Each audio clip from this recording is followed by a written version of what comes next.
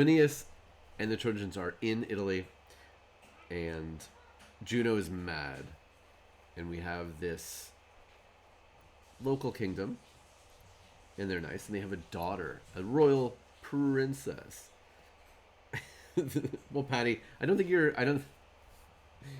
not as old. The early '90s was when I was a Boy Scout, so I was already in my late teens in the mid '90s. That's why it was the old days. Yeah, so Juno's mad. She sends the Fury Alecto to make everybody mad.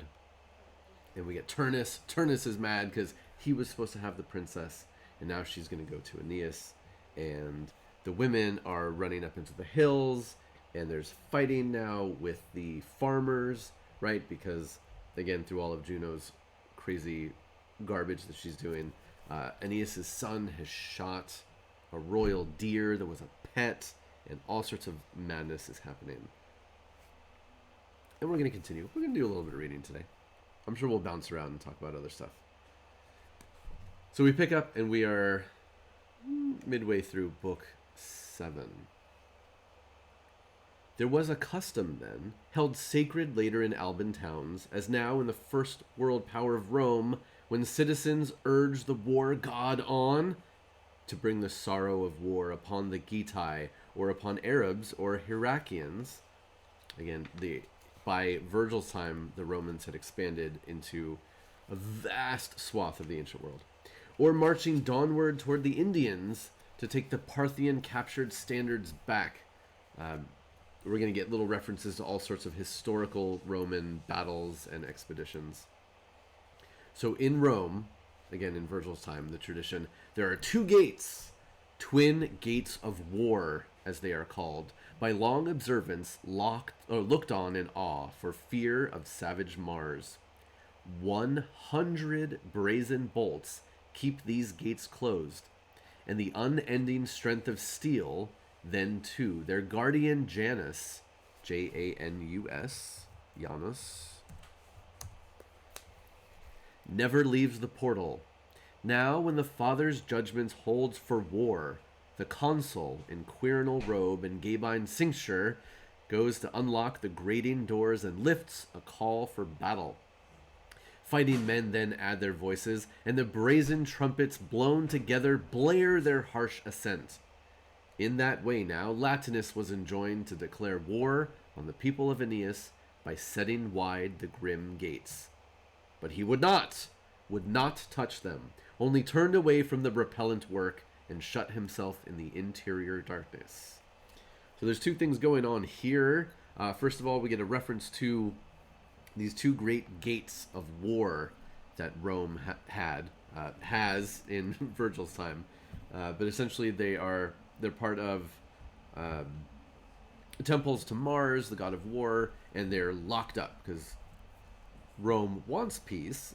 So the idea is, man, if there's got to be war, we're going to go through the whole long process of unlocking 100 locks and opening the doors to war. And that's what happens. But again, we hear that Latinus, instead of taking charge, instead of leading the troops and fighting against Aeneas, he just goes home and is like, I'm not doing this. Leave me alone. But Juno is still causing trouble. Heaven's queen, at this, dropped from the sky. She gave a push to stubborn, yielding doors, then burst the iron-bound gates of war apart on turning hinges. All Ausonian lands, as yet unroused, unawakened, now took fire. So again, Juno is like, I'm not going to wait. I'm doing this myself. And she goes down and bang! Knocks the doors open. The doors to war. Infantry mustered to cross the flatlands. Mounted men tall on their horses in the dust whirled by, and all must take up arms. With heavy grease they rubbed shields clean and smooth, made javelins bright, and whetted axes on the grindstone. thrilled at standard bearing, at the trumpet call. 5 sizable towns, in fact, with anvils cleared, now turned out weapons. These were tough Attina, haughty Tibur, Ardea, Crustumeri, towered Antemnae. So 5 towns are just cranking out weapons and armor for the war effort. Workmen fashioned helmets, hollow and hard headgear, or for light shields bent wicker frames, while others molded breastplates out of bronze or trim greaves out of silver. Pride in plowshare and scythe had given away to this, and so had love for plowland labor. So they have literally given up their plowshares to make swords and weapons. Swords of their fathers in the smithy fires they forged anew. The trumpet calls went out, the password, sign of war, went round. One fellow pulled down his helmet from the wall, another yoked his whinnying horse, took his shield, put on his mail shirt, triple linked with gold, and belted on his good sword. Muses, now throw wide the gates of Helicon, your mountain. Now lift up your song to tell what kings were stirred to war, what troops in each command filled all the lowlands, fighting men in whom even in those days bounteous Italy had come to flower, in whom her spirit blazed. For you remember, you can bring to life that time, immortal ones, while to ourselves faint wraiths of history barely transpire. So again, a beseeching to the muses. You remember, help me remember, sing through me. So now we're going to get a list. Remember, epic poetry loves lists of people, lists of kings, lists of presents, lists of troops, and so on and so on and so forth. So he literally says, now muses, lift up your song, tell what kings were stirred to war. So we're going to get a listing of them. First to equip a troop and take the field was harsh Mezentius of Tuscany. Blah, blah, blah, blah, blah. We're going to skip through a big section here. It's going to go give like a few pertinent details about each one of these and how many people he brought with him. Then twin brothers left Tibur's walls, blah, blah, blah, blah, blah. Then the founder of the great town, Praeneste, joined, blah, blah, blah, blah, blah. Now Messapus, horse-taming son of Neptune, blah, blah, blah, blah, blah. And again, there are references here to... Yeah, exactly, Patty. I mean, there are interesting notes here, both with geography and with some of the genealogy, but it's a lot. And again, if we ever want to finish this book, we do need to do some skipping. Then a captain hostile to the very name of Troy, blah, blah, blah, blah, blah. It will not do for you to go unmentioned, Oibalus, in our poem, for the nymph Sebethus bore you, blah, blah, blah, blah, blah. Then you two Ufens, the priestly Umbro, Hippolyta's handsome son, Verbius. Okay, so we'll get to the end here of Book 7, because the last one is important. One of the last ones. Hello, Rabid Wombat. Turnus himself came on, a mighty figure, moving among the captains, blade in hand, and by a head the tallest. His high helm with triple plume bore a chimera's head, exhaling Aetna's fires. Raging the more with savage heat, the more blood flowed, the wilder grew the battle. On his polished shield in gold emblazoned, Io appeared, with lifted horns and hair grown coarse, that instant changed in the huge blazon into a cow. There stood her escort, Argus, and her father, Inachus, the river god, poured out a stream from a figured urn. And following Turnus marched a cloud of infantry, as all the plain filled up with troops in arms. Argive Ardia's men, okay, blah, blah, blah, all the different people. Let's see. Oh, and then this one's important. Beside all these, Camilla of the Volscian people came, riding ahead of cavalry, her squadrons gallant in bronze. A warrior girl whose hands were never deft at distaff or wool basket, skills of Minerva, she was hard and trained to take the shock of war, or to outrace the winds in running. If she ran full speed over the tips of grain unharvested, she would not ever have bruised an ear, or else she might have sprinted on the deep sea swell and never dipped her flying feet. To see her, men and women pouring from the fields, from houses, thronged her passageway and stared, wide-eyed with admiration, at the style of royal purple robing her smooth shoulders, then at the brooch that bound her hair in gold, blah, blah, blah, blah, blah. Welcome, everyone who's just dropping in. Thank you so much. So we've got Turnus, the bad guy here. And again, debatable as to whether... Is Turnus in the wrong for being upset? Debatable.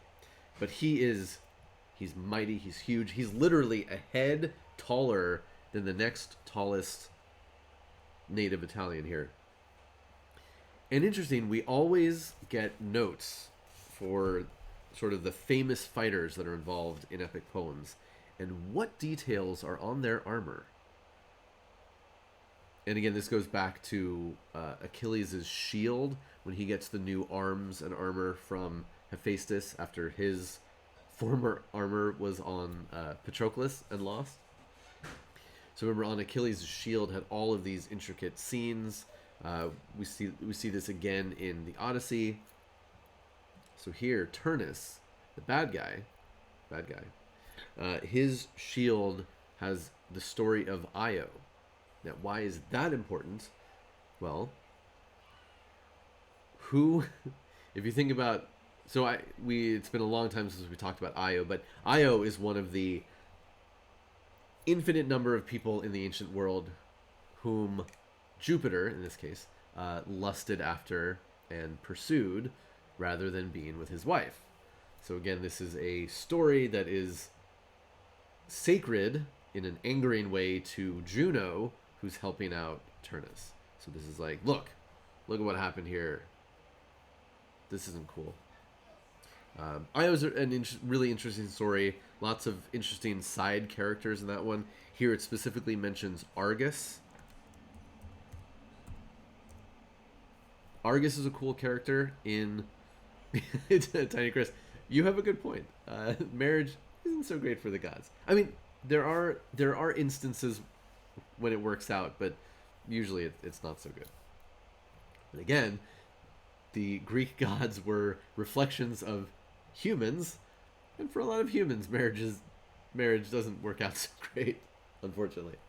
But yes, Argus was the sort of the watchman of the gods when they needed something looked after. And Argus is described variously as having eyeballs over his entire body, so that even when he sleeps, not all of his eyes are closed. And it varies on the story. Either like one is closed at all times, so he's constantly getting some rest, or when he sleeps, all of them except for one are closed. It just depends on the version of the story. But yeah, he's like a cool watchman character. And then of course he gets taken out so that Jupiter can have his way with Io.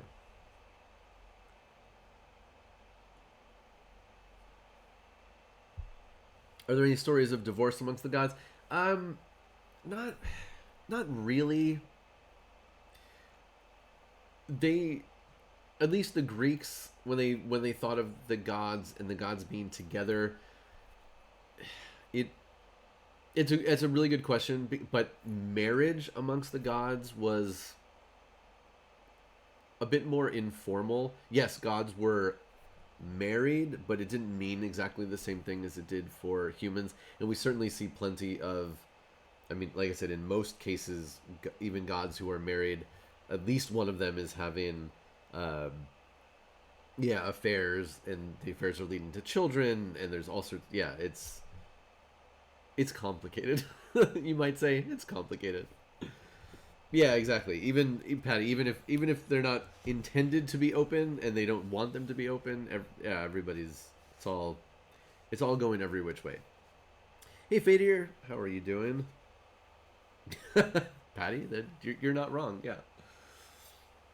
And again, some get more mad than others about this kind of business that's going on. Some of it's more behind people's backs than others, but yeah, it's complicated. It is cool. Oh, and then I did want to make a note. So again, we've got all of these long descriptions of these kings and how many people they're bringing with him. But hidden here is an interesting, very little note, because Turnus, again, he's massive, he's powerful, he's there to fight. But following Turnus marched a cloud of infantry. And that always pops out to me. I don't even have it marked down, but it always pops out to me because if I'm thinking of regiments going to battle and preparing for war, do you think of a group of people in orderly fashion to go to war as a cloud? That always makes me think, yeah, they're warlike, yeah, they're tough, but they're a little disorganized. They're just kind of like, they're all just kind of walking there. They're not in in ranks. They're not lined up. Yeah, exactly, Savage Punch. It's like it's a very interesting specific word to use for a large group of fighting men going to battle.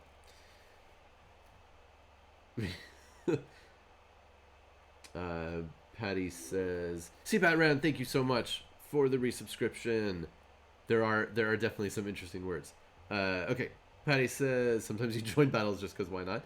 And gods are kind of yeah, there are some gods are more loving toward humanity, but God, even then, like every one of these gods has their shitty moments.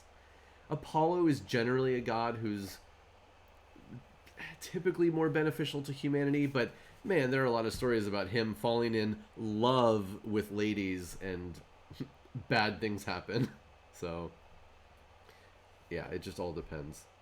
Rapid Wombat, it's a good question. Does it mean something beyond just a big group of people? I don't know. I mean, Virgil is flowery enough that you'd think that if he wanted to emphasize that kind of thing, like he would just either say it or make some kind of metaphor for it, or a simile, whatever it is. Yeah, I don't think that's what's going on here, but I'm not 100% sure. And then it is cool, I think, that even after Turnus, who again is going to be the main villain here, the antagonist, we get Camilla, a queen of the Volscian people. And not only is she a badass, not only is she skilled in war, and she's got a bunch of people following her, but people come out to see her. She's magnificent. She's got cool equipment on, and she runs so fast, she can run over grain without bending it. She can run over water without getting her feet wet. So she's either like Legolas or the Flash, depending on how you want to take it. But that's pretty cool. Not necessarily going to have a good ending, but she's cool and interesting. Unfortunately, it's not part of the Iliad, and we don't get a lot of the story, but there were some ladies who fought at Troy as well. So you go on to Book 8, which this translation calls Arcadian Allies. Oh, I don't know if anybody saw it, but there was a... I've talked about the main books, the main ancient Greek dictionaries that the world uses. And again, this is Latin, but we're talking... Anyway, so the ancient Greek dictionaries, there are three of them. There's the gigantic one that I've shown off. Then there's a middle version, and then there's a pocket-sized one. But these books have been around forever. They get updated every 100 years, it seems like. But I just read an article that there were a few. It was a team. I think it was two people. But they set out to make a new version of their own with updated language, because a lot of the scholarship for this stuff is very old, and scholarship is affected by the times in which it's done and in which it's written. So you come across certain definitions in these dictionaries, and they can be a little unclear as to what exactly it means. And so anyway, this one set out to be like, okay, here's what these words actually mean. Here's what they meant colloquially. So they gave one good example that in the old dictionary, the definition is to ease oneself. It's like, okay, but what does that mean? And so in the new book that these people wrote, it means to take a shit. It's like, okay, that's what it means. A lot of people can have this idea that a lot of these stories and a lot of these poems and epic thing, like it was all like really high-minded and flowery language. But nope, there was a lot, especially we've talked about like ancient comedies. It was down and dirty, the scatological stuff and everybody having sex and, so yes. So having a dictionary that like really tells you what, again, what colloquially these things meant, that is definitely helpful. Yeah, so they said this is the first dictionary of ancient terms that has, there are words for fucking, and in that article it was like taking a shit, fucking, cocksucking was one of them, and just like there was a list of things. And then somebody asked them like, oh, are they going to go and do one for Latin and other languages? And they're like, nope, this book alone took like 12 years to do. We're not doing any more. And it's like, okay, that makes sense.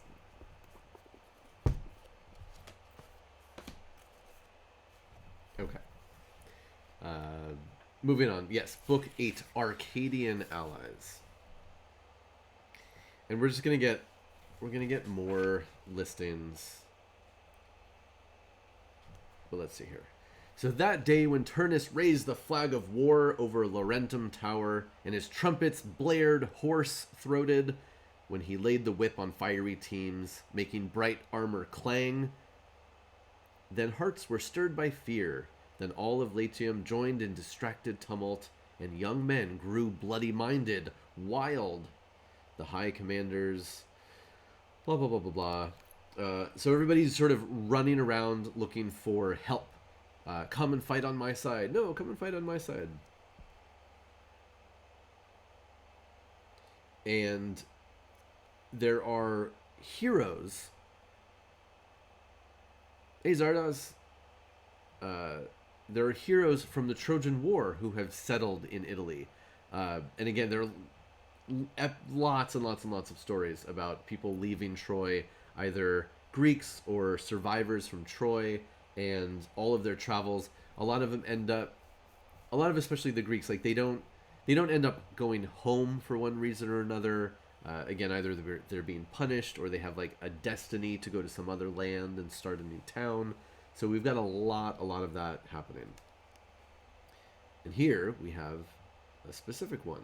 Dispatched to Diomedes' distant city, Venulus went to ask for aid, to state that Trojans had a foothold in Latium, that, landing there, Aeneas had brought in his conquered gods and claimed to be a king called for by destiny. Blah, blah, blah, blah, blah.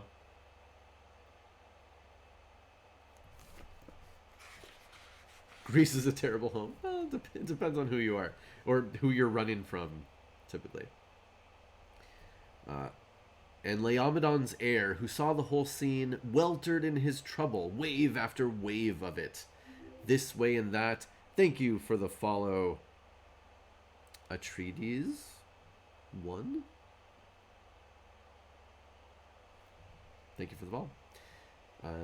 He let his mind run, passing quickly over all he might do, as when from basins full of unstilled water, struck by a ray of sun or the bright disk of moon, a flickering light plays over walls and corners and flies up to hit high roof beams and a coffered ceiling.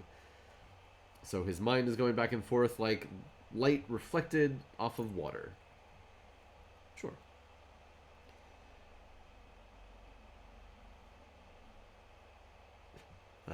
Now it was night, blah, blah, blah, blah, blah. Aeneas, heartsick at the woe of war, lay down upon the riverside in the cold air, under the open sky, and gave his body at long last, repose. Before him as he slept, the very god of that place, Tiberinus of fair waters, lifting his hoary head through poplar leaves, appeared all veiled in cobweb cloak of grey, and crowned with shady sedge. He seemed to speak in these words to relieve the burdened man. Talked about this before. Every speck of water has its own god associated with it. Every tree has a nymph. There are unlimited deities and magical creatures living in the world. So the river Tiber has Tiberinus as its the god of the actual river, and the river, comes out to talk to Aeneas. Sir, born of heaven, in whose care Troy city now comes back to us from its enemies, and in whose keeping high and everlasting Pergama stands, you whom Laurentine soil and Latin countryside have long awaited, here is your home, your hearth gods, fixed and sure.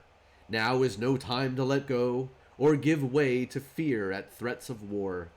Angers that rose among the gods have passed, and I can tell you, lest you suppose this nothing but a dream, under the shoreside oaks a giant sow will be discovered, lying on the ground, with her new pharaoh 30 young all told, a white sow with young suckling at her teats. And by this portent, after 30 years, Ascanius will found the famous town called Alba, the White City. I foretell no doubtful matter, but just now, as to what lies ahead and how you may win through it, listen, and I'll explain in a few words.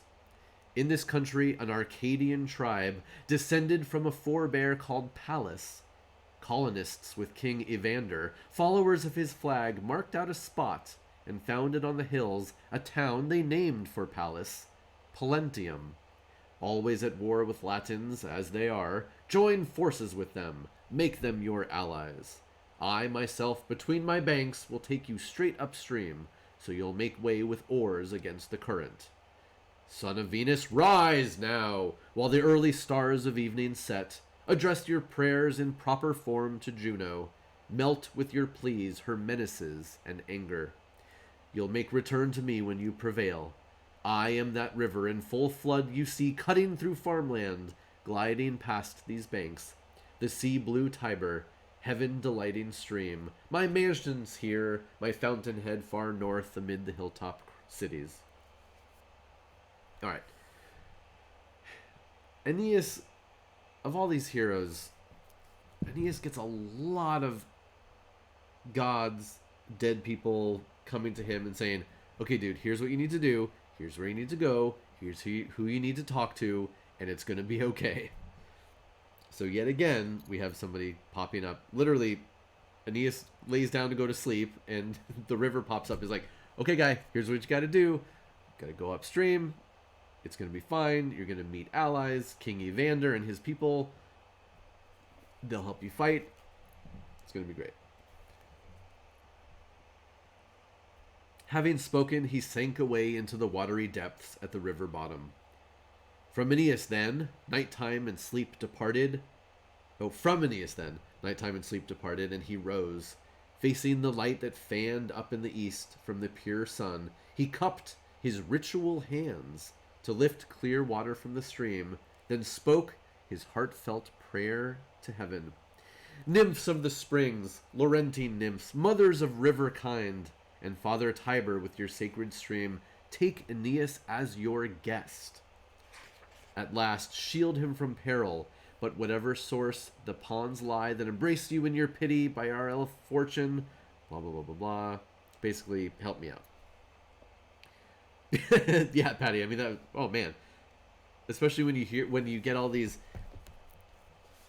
there's certain, again, like phrases and epithets that we often see, but yeah, river river gods often have like water streaming off of them and foliage or like plants that grow in the water in their hair, and yeah, they can be a little odd sounding.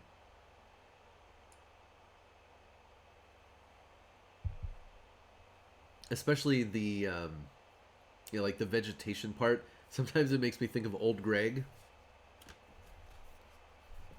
with his downstairs mix up, if you know what I'm referring to there. Oh, Jason Momoa, there's that's a little bit on the opposite end of the spectrum, but that's good too. So yeah, so Aeneas takes a ship, two of them, and heads up river.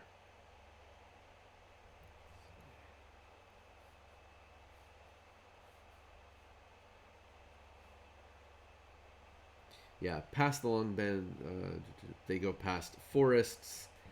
At that hour, when the fiery sun had climbed to heaven's midpoint, a long way of just saying it's noon, distant till they saw wall, citadel, a few housetops, the town built heavenward by Roman power now, but meager then, and poor, held by Evander.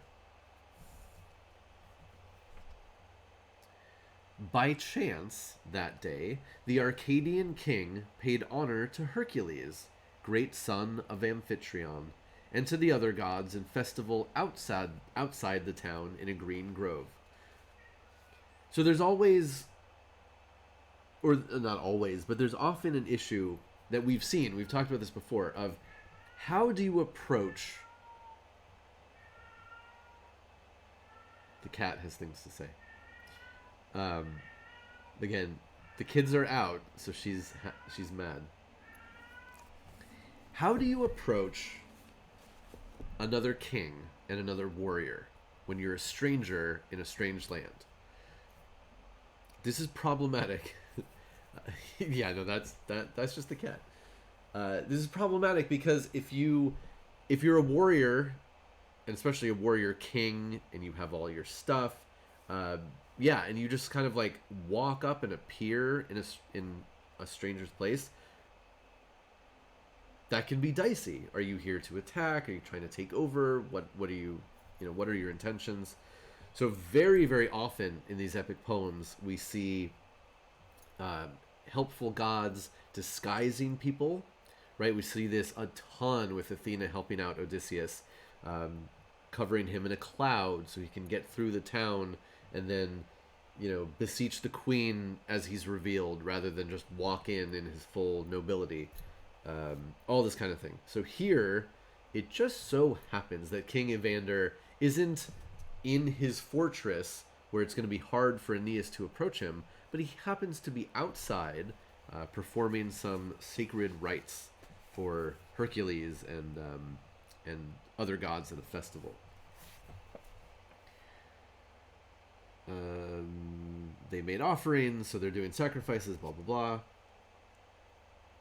Now, here, when they caught sight of the tall ships and saw the strangers gliding through the woodland shade, rowing in silence, they were caught by fear at the sudden apparition, and all sprang up, leaving the feast. But Pallas, with high heart, forbade them to disrupt the ritual. Taking a spear, he ran toward the newcomers and called out, while still distant from a mound, "Soldiers, what brought you this strange way? Where bound? What is your nation? Where is your home?" he said. "Do you bring peace or war?" Then Lord Aeneas, from his high poop deck, called back as he held out a branch of olive, signifying peace. "You see before your eyes men born in Troy, enemy lances to the Latins, those who arrogantly attacked us in our exile. We come to find Evander. Take this message. Say chosen captains of Dardania have come proposing partnership in war." Struck by that faraway great name, young Pallas called, "Disembark, whoever you may be, and speak directly to my father. Come, you'll be the guest of our hearth gods tonight." He took Aeneas's hand in a strong grip, and up the grove they went, leaving the river. Then, for the king, Aeneas had friendly words. Most noble son of Greece, fortune would have me make my appeal to you with suppliant bows. I have not feared you as Arcadian or captain of Danaans or bloodkin of the Atridae. No, my own manhood and heaven's holy words, our ancestry in common, and your fame throughout the world have brought me here by destiny and gladly to join my strength with yours. The Greeks maintain Electra bore the founding father of Troy, old Dardanus, who sailed to the Teucrians. Electra was the child of that prodigious Atlas who upholds the heavenly sphere on a snowy shoulder. Blah, blah, blah, blah, blah. Okay, so we're going to get this long genealogy. No, we're actually related. It's great. We can be friends. Yeah, blah, blah, blah, blah. So both our lines are branches of one blood. Putting my trust in this, I sent no delegates, but I came myself. The Daunians, which is a new term we're getting for the Latins, the race that harries you now harries us in savage war. If they defeat and rout us, nothing, so they believe, stands in the way of their subduing all Hesperia, ruling the seas that bathe her north and south. Trust us as we trust you. We have the stamina for warfare, and we have the spirit for it. In difficulties, our men have proved themselves. So he's sort of given him a full court press. Look, you come from a great ancient line. I come from a great ancient line. If you look back through all of our mythologies, we're actually related from the gods. And we're both fighting the same enemy. And I'm a great warrior and I've never backed down. So let's trust each other and do this together. Here, Aeneas paused. For all this time, Evander's gaze had slowly swept the speaker, his eyes, his countenance, and his whole figure. He's given him the once-over. Now he replied, Most gallant Teucrian, how happily I welcome you and know you. How you remind me of your father's speech, the voice of great Anchises, and his look. For I remember how Prince Priam, son of old Laomedon, Salamis bound to the kingdom of Hesione, his sister, visited the cold Arcadian land. The bloom of youth was on me. I admired the Trojan leaders and admired Priam, but tallest in that company by far, your father passed. With a boy's adoration, I longed to speak to him, to shake his hand. So I approached. Then, all aglow, I led him into Pheneus town.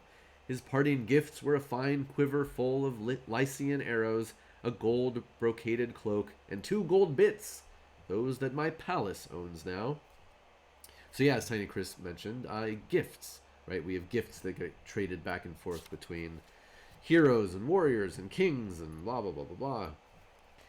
Well, then, here is what you ask, my right hand in a pact. And when first light returns to Earth tomorrow, I'll send you back with a fresh increment of troops to gladden you, and fresh supplies.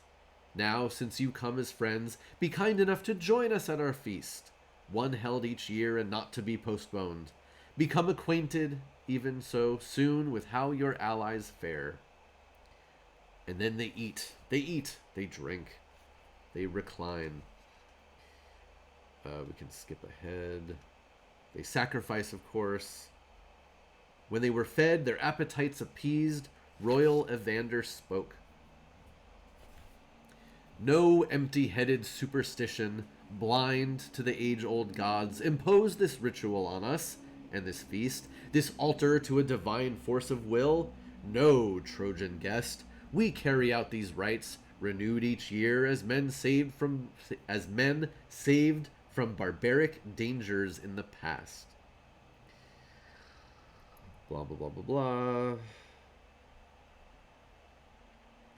blah. Look, first of all, at this high overhanging rocky cliff. Here was once a cave with depths no ray of sun could reach, where Cacus lived, a bestial form, half man, and the ground reeked forever with fresh blood, while nailed up in vile pride on his cave doors were men's pale faces ghastly in decay. Vulcan had fathered this unholy brute, who as he moved about in mammoth bulk, belched out the poisonous fires of the Father. After long prayers, time brought even to us a god's advent and aid. The great avenger Hercules appeared, still flushed with pride and spoils he took when slaughtering Geryon, the triple-bodied giant. Blah, blah, blah, blah. Cacus's bloodthirsty mind, madly aroused to leave no crookedness untried, no crime unventured, turned 4 bulls out of their grounds, 4 heifers too, all the handsomest. Blah, blah, blah, blah, blah. He stole some cattle, hid them. Now when Amphitrion's heroic son, Hercules, came, blah, blah, blah, blah, blah. Man, Evander just goes on and on and on. One of the heifers lowed, foiling Cacus's hopes.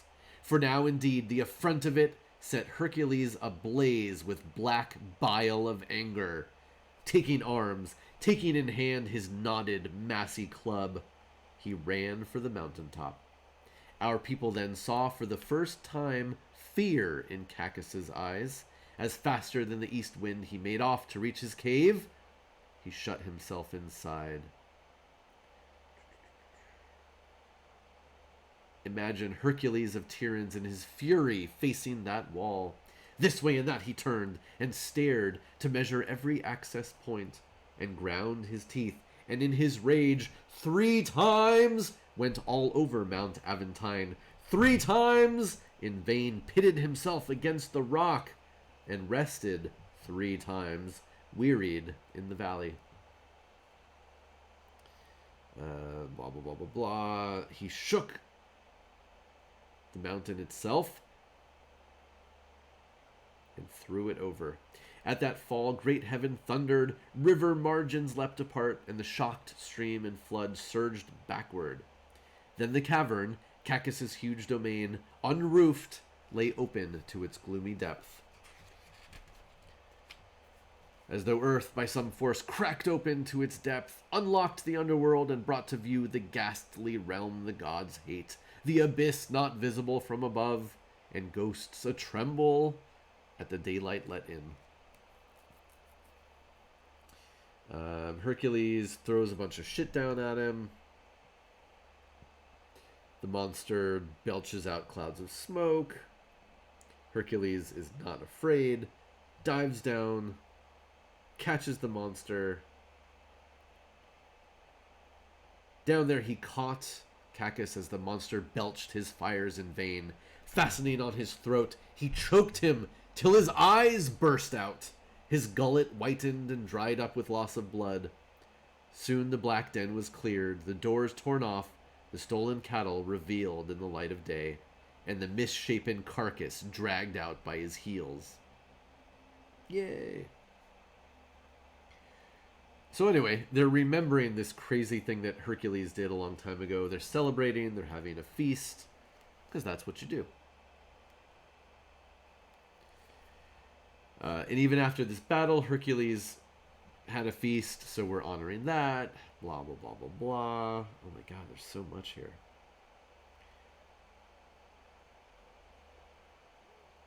Now we're talking about centaurs.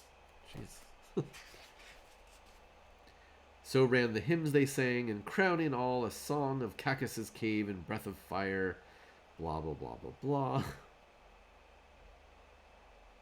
So Aeneas looks at all of this, and then... Oh, okay, I'll do one more page here. Aeneas is looking around, seeing all this great stuff, hearing these wonderful stories.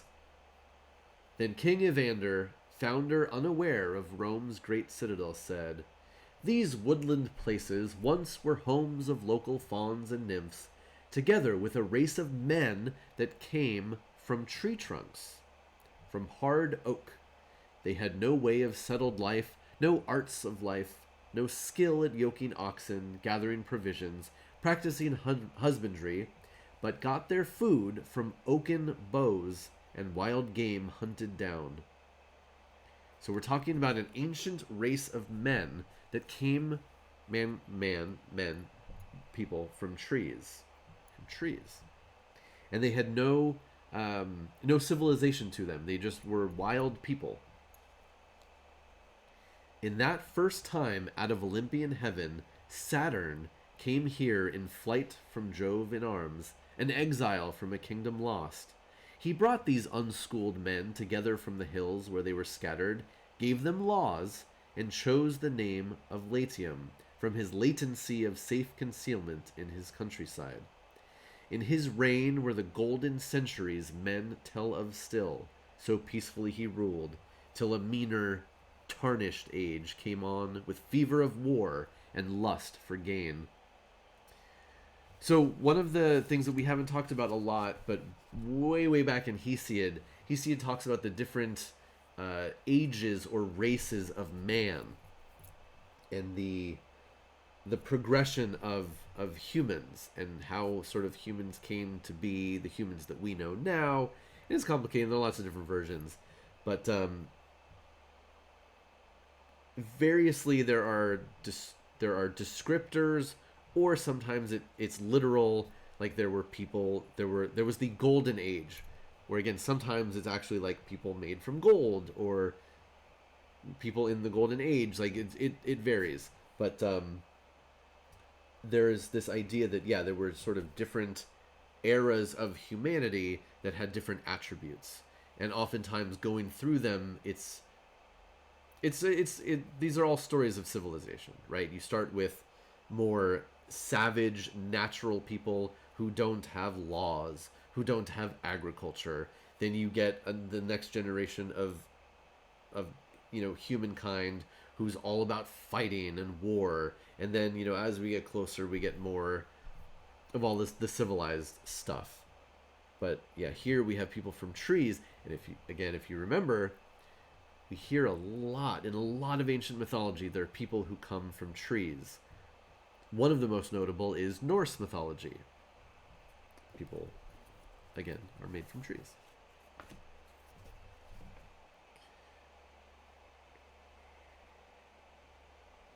So again, Saturn was in charge. They had kings. One of them became Tiber. Oh man, there's so much.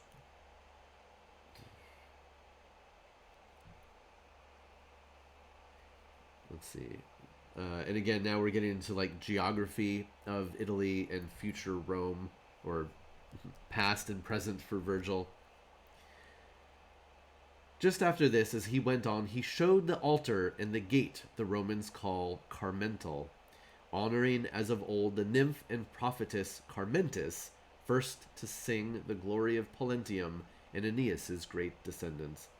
Then he showed the wood that Romulus would make a place of refuge, then the grotto called the Lupercal under the cold crag, named in Arcadian fashion after Lycian Pan.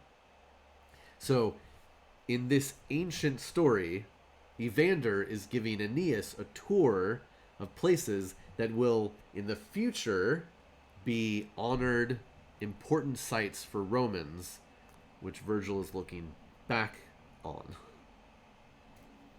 If that all makes sense. From there he led to our Tarpeian site and capital, all golden now, in those days tangled, wild with underbrush. But awesome, even then. Awesome. And then they see a cool rock. There's a lot. Conversing of such matters, going toward austere Evander's house, they saw his cattle, lowing everywhere, in what is now Rome's Forum, and her fashionable quarter, Carinae. As they came up to the door, Evander said, "In victory Hercules bent for this lintel, and for these royal rooms we were grand enough for him. Friend, have the courage to care little for wealth, and shape yourself, you too, to merit godhood. Do not come disdainfully into our needy home." Even as he spoke, he led under the gabled, narrow roof Aeneas's mighty figure, and made him rest where, on strewn leaves, he spread a Libyan bearskin. Swiftly night came on to fold her dusky wings about the earth. So they go in. Evander says, "Be a cool dude. Let's take a rest." And again, while Virgil is very wordy, especially for some of these characters like Evander, everything is chosen very specifically. And so what is the very last thing we hear before they lay down to rest? Evander makes a bed for Aeneas, a very meager bed where leaves are strewn out. But what does he give Aeneas to sleep on? A bear skin from Libya. Libya, where Aeneas is visited, Carthage, and Queen Dido. So even that little tiny note, there's references to what Aeneas had done, what Aeneas can't escape from, and more importantly, what Rome can't escape from. Because Libya, Carthage, will be a recurring villain to Romans for a very long time, and then again throughout the Punic Wars, until Rome won and completely annihilated it. And there is where we will stop midway through Book 8, Arcadian Allies.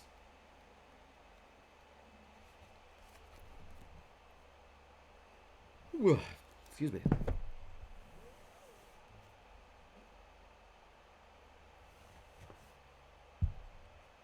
So as I mentioned at the top of this stream,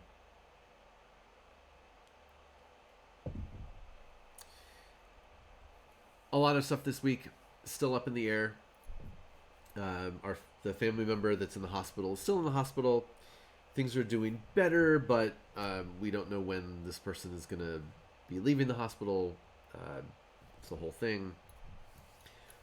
My wife is still spending most days going down there and helping out. So I don't have a schedule for this week. I don't know exactly when I will be streaming, if at all. In theory, as of now, I will be on Jessica's stream tomorrow afternoon, our Doomsday stream. So hopefully that'll happen. But can't guarantee it. So who knows? Stay tuned. We'll do all the announcements in the Discord where most of this stuff happens. And then again, and like I couldn't even begin to imagine what will happen, on Saturday, for instance. Not even planning for it. We'll just see. We'll see where things end up. And likewise, hopefully by the following Saturday, things will be a little bit more stable, because that's when the big Warhammer store opening is in Monrovia, which I'm planning on attending, but we'll see. Who I'm attending with and how we cover it and what we do, all up in the air. Hopefully we'll have some answers and some plans for that soon, but nothing I can announce just yet. Excuse me. In the meantime, I hope everybody is off to a good week. I know for those of you who are here in the United States, it is Memorial Day. We talked about that a little bit at the beginning of the stream as well. Some of you may have off from work. Kids may be off from stuff. So good luck. Have a good day. Again, Memorial Day is one of these things where like it's you don't really say like have a happy Memorial Day because we're honoring people who died, but figure it out as you will. If you have people in your family who did pass away in service, hopefully today is meaningful for you. Like I said, there are lots of veterans online who have much better perspectives about this stuff. I highly recommend you checking out Eddie Dottie on Twitter and Stone Kettle on Twitter. Highly recommend you check out Stone Kettle. Jim, his name is. He's a veteran. He's a writer. He writes these amazing essays. He's a sci-fi author. He's a photographer. He makes things out of wood. Just a really great, unique individual. He lives in the deep South, and he's super progressive. Not necessarily a Democrat, but yeah, just like I said, a really great writer. Tons of his stuff go viral because of how good it is. He attacks everybody for their bullshit and their hypocrisy, no matter what political affiliation you may have. So I highly recommend you check that out. So, have a good week, everybody. Be safe. Hopefully, I'll see you on streams this week. Otherwise, if not, I'm always on the Discord day and night. That's one thing I can do real quick while I'm taking care of the kids. And yeah, that's about all I got. Let's raid. Who should we raid? Got a bunch of random people on doing random things. We haven't raided Mika in a while. Let's check out what Mika's doing. R.I.P. Mika. Get that raid going. Okay. And I was gonna say go and give your Batman take that was going on these last couple days. Everybody doing that on Twitter. But the original person took down the tweet, so now you can't. I mean, you can still go leave your Batman take. I left mine, which is not a huge crazy take. Just that just about every alternate universe version of Batman or Batman analog from other companies are more interesting than mainstream Bruce Wayne. I'm not a huge Batman fan, but we can talk about that. Cameron had some good Batman takes. Whether you think they're spicy or not it's up to you, but good takes. Okay, everybody, go say hi to Mika. Have a great day, and hopefully I'll see you at some point later on this week. But you never know. Okay, bye.